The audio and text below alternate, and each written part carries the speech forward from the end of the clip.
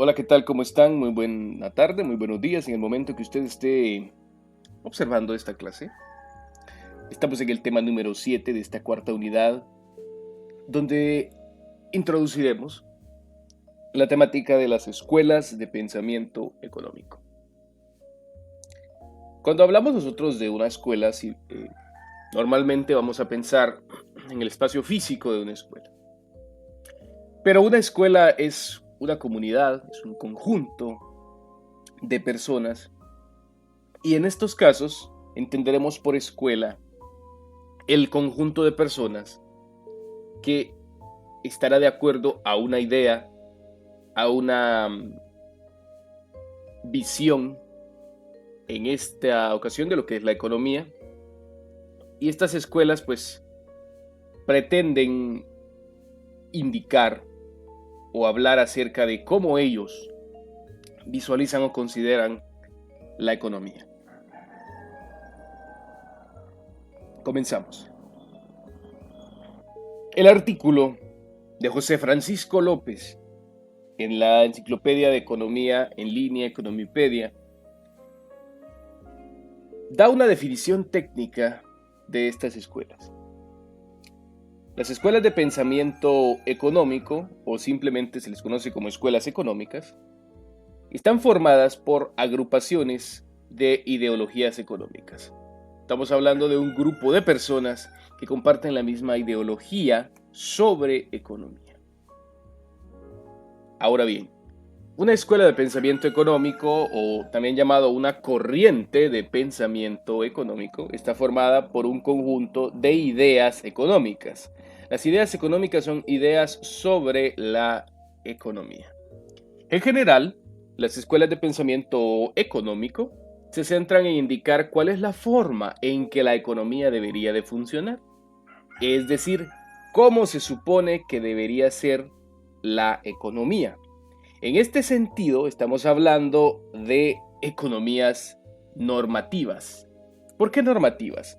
Porque ellos se encargan de teorizar, de generar material e ideas, material intelectual, sobre cómo realmente debería ser la economía. Por ejemplo, los de la escuela marxista decían que la economía debía de ser de este modo. Los fisiócratas decían que tenía que ser de este otro modo. Los clásicos decían que tenía que ser de otro modo, y así los de la economía antigua y medieval, los del neoliberalismo, etc. Todos hablan sobre cómo debería de ser la economía.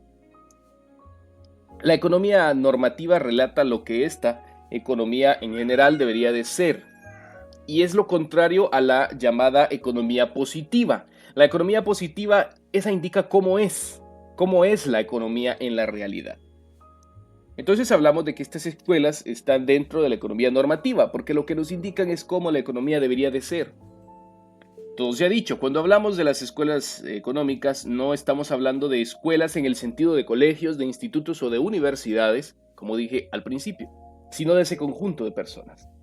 Algunas escuelas llevan el nombre de ciudades, por ejemplo, la escuela de Chicago, porque es en Chicago donde surge esta agrupación de personas que tienen esas ideas similares, que se pueden amalgamar en una sola, conocida como escuela. Aún así, esto no quiere decir que todos los seguidores de la escuela de Chicago sean de Chicago o que hayan estudiado en Chicago. Pueden ser de cualquier otra parte del mundo, pero la idea y el conjunto surge en Chicago. Hablaremos ahora de las principales escuelas económicas que ustedes pueden ver en pantalla en el lado derecho. No entraremos en detalle en estas porque iremos viéndolas posteriormente. Hablaremos sobre la economía antigua, economía medieval. Aquí entrarán los griegos, Aristóteles, Genofontes, Platón y sus ideas sobre economía. También pues en la economía medieval veremos aportes de filósofos, de economistas e incluso de teólogos. La escuela de Salamanca, en España. También está la escuela mercantilista de los mercantilistas. La fisiocracia de los fisiócratas. La escuela clásica, que es la escuela de la economía clásica. Está la neoclásica, que está posterior a la clásica. Luego viene el marxismo, con estas ideas de Karl Marx, de donde parte lo que es el socialismo. la escuela austriaca, luego el keynesianismo, que ya es más moderno, la escuela de Chicago, la economía institucional y el neoliberalismo. Son de las principales escuelas. Además de estas escuelas de economía, existen otras de menor alcance. Al mismo tiempo, algunas escuelas han tenido, como aquel que dice, descendencia.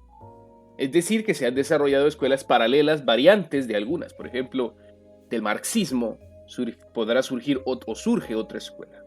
Surge, por ejemplo, no sé, se me ocurre, el comunismo, que nace del marxismo. Y así sucesivamente. Esto último es debido principalmente a que no todos los seguidores de una escuela piensan igual en todo, no todos van a estar de acuerdo en todo. Por ejemplo, no todos los votantes de un partido político están de acuerdo con todas y cada una de las ideas de ese partido político. Sin embargo, por afinidad de votos, pues se unen. Aquí pasa lo mismo. Por afinidad de ideas, se unen, pero no significa que estén de acuerdo con todas esas ideas. Ahora bien, hablaremos de qué escuela económica es mejor. Si bien es cierto, indica el autor, que algunas escuelas económicas se han quedado obsoletas con el paso del tiempo o ya se han demostrado que son incompetentes, existen estudios que apoyan a unas y estudios que apoyan a otras. En última instancia, la afinidad con una escuela económica depende fundamentalmente de las ideas del autor, porque hay economistas liberales, hay economistas comunistas, y tal vez ningún economista es mejor que otro. Lo más importante siempre es fomentar el debate entre estas corrientes. Durante el último siglo, aunque el asunto viene de lejos, desde Adam Smith, han existido luchas enfurecidas por la razón. ¿Quién tiene la razón? ¿Cuál es la teoría verdadera? ¿Cuál es la escuela verdadera? Bajo esta premisa, si hay algo en que la historia y la academia coincide, es que no se puede descalificar a los seguidores de otras escuelas bajo ningún concepto. Aquí lo importante es el debate, ver las ideas de uno y ver las ideas del otro, como lo indica el autor José Francisco López. Acá, en el lado derecho de la pantalla, podremos ver una infografía. No está completa, pues es una lectura complementaria. Este es el enlace con el que podremos ingresar, estará en la descripción de este video. Y es una infografía muy completa sobre las distintas escuelas económicas, donde se habla pues de sus premisas, de su contexto histórico y de sus pensadores destacados. Hablamos de, por ejemplo, desde el mercantilismo hasta pues una de las escuelas más modernas. Esto lo podrá consultar usted en el enlace que aparecerá en la descripción de este video o pues directamente en su plataforma de clase y podrá conocer estas distintas escuelas de pensamiento económico. Yo lo invito a leer estas infografías. Y bien, eso ha sido todo. Se les agradece por su participación a esta clase. Muchísimas gracias y espero que estén bien.